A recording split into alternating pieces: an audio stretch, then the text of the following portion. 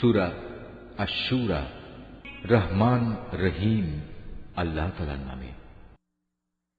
হামিম আইন scene calf. হে নবী, এভাবেই আল্লাহ তাআলা তোমার উপর এই সূরাগুলো নাজিল করছেন। তোমার পূর্ববর্তী নবীদের কাছেও তিনি তা নাজিল করেছেন।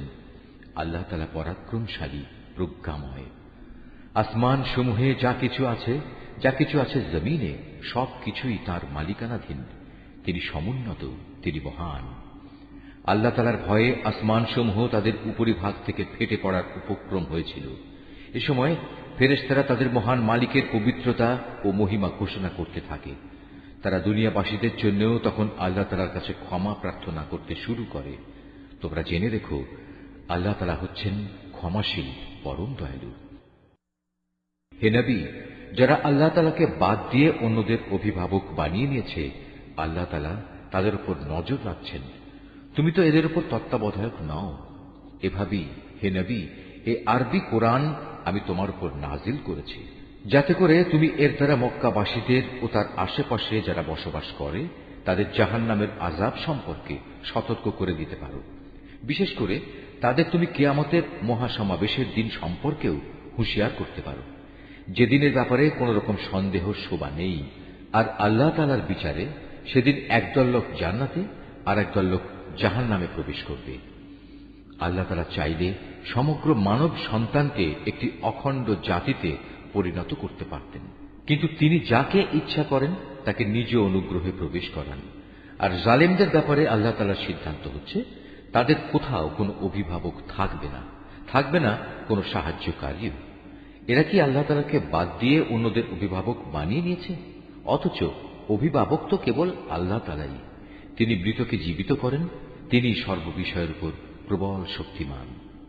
হে মানুষ, তোমরা যে বিষয়ে মতবিরোধ করো তার ফয়সালা তো আল্লাহ তাআলারই হাতে। বলো, হে নবী, এ হচ্ছেন আল্লাহ তাআলা, তিনি আমার মালিক, আমি তার উপরেই নির্ভর করি। যাবতীয় প্রয়োজনে আমি তার দিকেই রুজু করি। তিনি আসমান সমূহ ও জমিনের সৃষ্টিকর্তা। তিনি তোমাদের নিজেদের মধ্যে থেকে তোমাদের জন্য যুগল সৃষ্টি করেছেন। তিনি পশুদের মাঝেও তাদের জোড়া সৃষ্টি করেছেন। এভাবেই তিনি সেখানে তোমাদের বংশ বিস্তার করেন। সৃষ্টিলোকে কোনো কিছুই তার সদৃশ নয়। তিনি সর্বশ্রোতা, তিনি সর্বদ্রষ্টা। আসমান সমূহ ও জমিনের সমস্ত চাবিকাঠি তাঁরই হাতে। তিনি যার জন্য ইচ্ছা করেন রিজিক বাড়িয়ে দেন, আবার যার জন্য চান সংকুচিত করেন। নিশ্চয়ই তিনি প্রত্যেকটি বিষয় সম্পর্কে সম্যক অবগত রয়েছেন।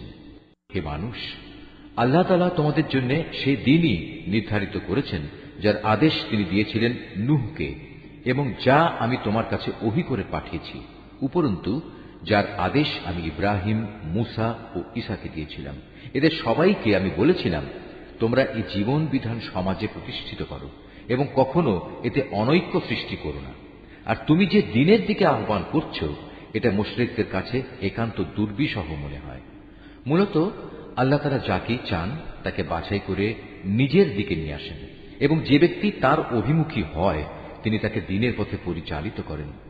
হে নবী, ওদের কাছে সঠিক জ্ঞান আসার পরেও ওরা কেবলমাত্র নিজেদের পারস্পরিক বিদ্বেষের কারণেই নিজেদের মধ্যে মতবিরোধ ঘটায়। যদি এদের একটি সুনির্দিষ্ট কাল পর্যন্ত অব্যাহতি দিয়ে রাখার তোমার মালিকের ঘোষণা না থাকত, তাহলে কবেই আযাবের মাধ্যমে ওদের মধ্যে একটা ফয়সালা হয়ে যেত। আসলে যাদের আগের লোকদের পরে কিতাবের উত্তরাধিকারী বানানো হয়েছে, তারা কোরআনের ব্যাপারে এক বিভ্রান্তিকর সন্দেহে নিমজ্জিত হয়ে আছে। অতএব হে নবী, তুমি মানুষদের এ দিনের দিকে ডাকতে থাকো। তোমাকে যেভাবে আদেশ দেওয়া হয়েছে সেভাবেই তুমি প্রতিষ্ঠিত থেকো। ওদের খেয়াল খুশির অনুসরণ করো না। তুমি বলে দাও, আল্লাহ তাআলা যে গ্রন্থই অবতীর্ণ করেন না কেন, আমি তার উপরেই ঈমান আনি। আমাকে আদেশ দেওয়া হয়েছে যেন আমি তোমাদের মধ্যে ন্যায় বিচার করি। আল্লাহ তাআলা আমাদের মালিক এবং তোমাদেরও মালিক। আমাদের কাজ আমাদের জন্য এবং তোমাদের কাজ তোমাদের জন্য। আমাদের ও তোমাদের মাঝে কোনো ঝগড়াঝাটি নেই। আল্লাহ তাআলা আমাদের সকলকে এক জায়গায় জড়ো করবেন, আর সবাইকে তার দিকেই ফিরে যেতে হবে। যারা আল্লাহ তাআলার দ্বীন সম্পর্কে বিতর্ক করে, বিশেষত আল্লাহ তাআলা কর্তৃক তা দ্বীন গৃহীত হওয়ার পর এদের বিতর্ক তাদের মালিকের কাছে সম্পূর্ণ অসার। তাদের উপর তাঁর গজব, তাদের জন্য রয়েছে তার কঠিন শাস্তি। তিনি আল্লাহ তাআলা, যিনি সত্য দ্বীন সহ এ কিতাব ও ইনসাফের মানদণ্ড নাজিল করেছেন। হে নবী, তুমি কি জানো সম্ভবত কিয়ামত একান্ত কাছে এসে গেছে? যারা সে কিয়ামতের বিষয় বিশ্বাস করে না তারা কামনা করে তা ত্বরান্বিত হোক। অপরদিকে যারা তা বিশ্বাস করে তারা তার থেকে ভয় করে, কেননা তারা জানে সেই দিনটি একান্ত সত্য। জেনে রেখো, যারাই কিয়ামত সম্পর্কে বাক বিতণ্ডা করে তারা মারাত্মক গুমরাহিতে রয়েছে। আল্লাহ তাআলা তার বান্দাদের সূক্ষ্মাতি সূক্ষ্ম বিষয় সম্পর্কেও অবহিত আছেন। তিনি যাকে রিজিক দিতে চান দেন, তিনি প্রবল পরাক্রমশালী। যে ব্যক্তি পরকালের কল্যাণের ফসল কামনা করে আমি তার জন্য তা বাড়িয়ে দিই, আর যে ব্যক্তি শুধু দুনিয়ার জীবনের ফসল কামনা করে আমি তাকে অবশ্য দুনিয়ায় তার কিছু অংশ দান করি, কিন্তু পরকালে তার জন্য সে ফসলের কোনো অংশই বাকি থাকে না। এদের কি এমন কোন শরীক আছে যারা এদের জন্য এমন কোন জীবন বিধান প্রণয়ন করে নিয়েছে যার অনুমতি আল্লাহ তাআলা দান করেননি? যদি আযাবের মাধ্যমে সিদ্ধান্ত নেওয়া হতো তাহলে কবেই তাদের মধ্যে একটা ফয়সালা হয়ে যেত। অবশ্যই জালেমদের জন্য কঠিন শাস্তি রয়েছে। হে নবী, সেদিন তুমি এ জালেমদের দেখতে পাবে তারা নিজেদের কর্মকাণ্ডের শাস্তি থেকে ভীত সন্ত্রস্ত, কেননা তা তাদের উপর পতিত হবেই। কিন্তু যারা আল্লাহ তাআলার উপর ঈমান এনেছে এবং নেক কাজ করেছে তারা জান্নাতের মনোরম উদ্যানে অবস্থান করবে। তারা সেদিন যা কিছু চাইবে তাদের মালিকের কাছ থেকে তাদের জন্য তাই সেখানে মজুদ থাকবে। এটা হচ্ছে আল্লাহ তাআলার মহা অনুগ্রহ, আর এ হচ্ছে তাই নিয়ামত। আল্লাহ তাআলা তার সেসব বান্দাদের যা সুসংবাদ দান করেন যারা এর উপর ঈমান এনেছে এবং নেক কাজ করেছে। হে নবী, তুমি বলো, আমি তোমাদের কাছ থেকে এ দ্বীন প্রচারের উপর কোনো পারিশ্রমিক চাই না, তবে তোমাদের সাথে আমার আত্মীয়তা সূত্রে যে সৌহার্দ্য আমার পাওনা রয়েছে সেটা আলাদা। যে ব্যক্তি কোনো নেক কাজ করে তার জন্য আমি তার সে নেক কাজে অতিরিক্ত কিছু সৌন্দর্য যোগ করে দিই। অবশ্যই আল্লাহ তাআলা ক্ষমাশীল ও গুণগ্রাহী। হে নবী, এরা কি বলে এ ব্যক্তি আল্লাহর উপর মিথ্যা আরোপ করছে, অথচ আল্লাহ তাআলা চাইলে তোমার দিলের উপর মোহর মেরে দিতে পারতেন। আল্লাহ তাআলা বাতিলকে এমনিই মিটিয়ে দেন এবং সত্যকে তার বাণী দ্বারা সত্য প্রমাণ করে দেখিয়ে দেন। অবশ্যই মানুষের অন্তরে যা কিছু আছে সে সম্পর্কে তিনি সবিশেষ অবহিত রয়েছেন। তিনিই হচ্ছেন আল্লাহ তাআলা, যিনি তার বান্দাদের তওবা কবুল করেন এবং তাদের গুনাহ খাতাও তিনি ক্ষমা করে দেন। তোমরা যা কিছু করো সে সম্পর্কেও তিনি জানেন। তিনি তাদের ডাকে সাড়া দেন যারা তাঁর উপর ঈমান আনে এবং নেক আমল করে। তিনি তাদের নিজ অনুগ্রহে তাদের পাওনার চাইতে বেশি সওয়াব দান করেন। হ্যাঁ, যারা তাকে অস্বীকার করে তাদের জন্য কঠোর শাস্তি রয়েছে। যদি আল্লাহ তাআলা তার সব বান্দাদের রিজিকে প্রাচুর্য দিতেন তাহলে তারা নিঃসন্দেহে জমিনে বিপর্যয় সৃষ্টি করত। তাই তিনি পরিমাণ মতো যাকে যতটুকু চান তার জন্য ততটুকু রিজিকই নাজিল করেন। অবশ্য তিনি নিজের বান্দাদের প্রয়োজন সম্পর্কে পূর্ণাঙ্গ ওয়াকিবহাল রয়েছেন এবং তাদের প্রয়োজনের দিকেও তিনি নজর রাখেন। তিনি আল্লাহ তাআলা। তারা যখন বৃষ্টির ব্যাপারে নিরাশ হয়ে পড়ে তখন তিনি বৃষ্টি প্রেরণ করেন এবং এভাবেই জমিনে তার রহমত ছড়িয়ে দেন। মূলত তিনি অভিভাবক, তিনি প্রশংসিত। তার কুদরতের অন্যতম নিদর্শন হচ্ছে স্বয়ং আসমান সমূহ ও জমিনের সৃষ্টি। এ দুয়ের মাঝখানে যত প্রাণী আছে তা তিনিই ছড়িয়ে ছিটিয়ে রেখেছেন। তিনি যখন চাইবেন তখন এদের সবাইকে আবার জমা করতে সক্ষম হবেন। হে মানুষ, যে বিপদ আপদই তোমাদের উপর আসুক না কেন তা হচ্ছে তোমাদের নিজেদের হাতের কামাই। আল্লাহ তাআলা তো তোমাদের অনেক অপরাধ এমনিই ক্ষমা করে দেন। তোমরা জমিনে আল্লাহকে ব্যর্থ করে দিতে পারবে না। তিনি ছাড়া তোমাদের কোনো অভিভাবক নেই, নেই কোনো সাহায্যকারীও। আল্লাহ তাআলার কুদরতের নিদর্শন সমূহের মধ্যে সমুদ্রে বাতাসের বেগে বেয়ে চলা পাহাড় সম জাহাজগুলো অন্যতম। তিনি ইচ্ছা করলে বাতাস স্তব্ধ করে দিতে পারেন, ফলে এসব নৌযান সমুদ্রের বুকে নিশ্চল হয়ে পড়ে থাকবে। নিশ্চয়ই এ প্রক্রিয়ার মাঝে ধৈর্যশীল ও কৃতজ্ঞদের জন্য নিদর্শন রয়েছে। অথবা তিনি চাইলে বাতাস তীব্র করে সেগুলো তাদের কৃতকর্মের কারণে ধ্বংস করে দিতে পারেন। অনেককে আবার তিনি ক্ষমা করে দিতে পারেন। যারা আমার কুদরতের নিদর্শন সমূহের ব্যাপারে খামাখা বিতর্ক করে তারা যেন জেনে নিতে পারে এখন আর তাদের পালানোর কোনো জায়গা নেই। তোমাদের যা কিছুই দেয়া হয়েছে তা দুনিয়ার কতিপয় অস্থায়ী ভোগের সামগ্রী মাত্র।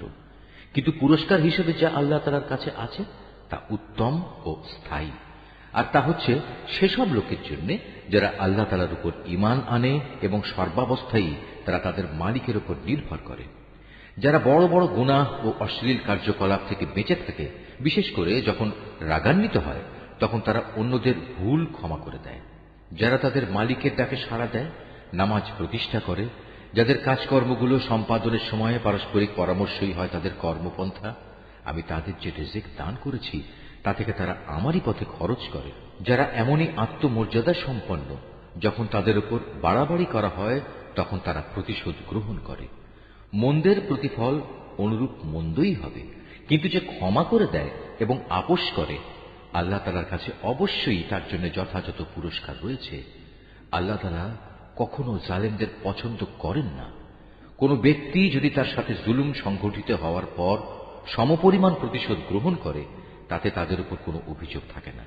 অভিযোগ তো হচ্ছে তাদের উপর যারা মানুষদের উপর অত্যাচার করে এবং পৃথিবীর বুকে অন্যায়ভাবে বিদ্রোহের আচরণ করে বেড়ায়।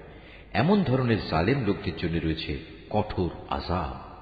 যে ব্যক্তি ধৈর্য ধারণ করে এবং মানুষদের ক্ষমা করে দেয় সে যেন জেনে রাখে অবশ্যই এটা হচ্ছে সাহসিকতার কাজসমূহের মধ্যে অন্যতম। হে নবী, যে ব্যক্তিকে আল্লাহ তাআলা গোমরাহ করে দেন তার জন্য তিনি ছাড়া আর কোনো দ্বিতীয় অভিভাবক থাকে না। তুমি জালেমদের দেখবে যখন তারা আল্লাহ তাআলার আযাব পর্যবেক্ষণ করবে তখন বলবে, আজ এখান থেকে ফিরে যাওয়ার কোনো পথ আছে কি? তুমি তাদের দেখতে পাবে যখন তাদের জাহান্নামের কাছে এনে হাজির করা হবে তখন তারা অপমানে অবনত হয়ে যাবে, ভয়ে তারা অর্ধ নির্মিলিত চোখে তাকিয়ে থাকবে। এই অবস্থা দেখে যারা ঈমান এনেছিল তারা বলবে, সত্যিকার ক্ষতিগ্রস্ত লোক তো তারা যারা আজ কিয়ামতের দিন নিজেদের ও নিজেদের আদর্শিক পরিবার পরিজনদের এভাবে ক্ষতি সাধন করেছে। হে নবী, জেনে রেখো নিঃসন্দেহে জালেমরা সেদিন স্থায়ী আযাবে থাকবে, আর সে আযাব এসে গেলে তাদের আল্লাহ ছাড়া এমন কোন অভিভাবক থাকবে না যারা তখন তাদের কোন রকম সাহায্য করতে পারবে।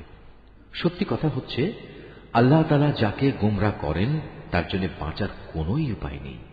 হে মানুষ, সেদিনটি আসার আগেই তোমরা তোমাদের মালিকের ডাকে সাড়া দাও। আল্লাহ তাআলার কাছ থেকে যে দিনটির তার প্রতিরোধকারী কেউই থাকবে না।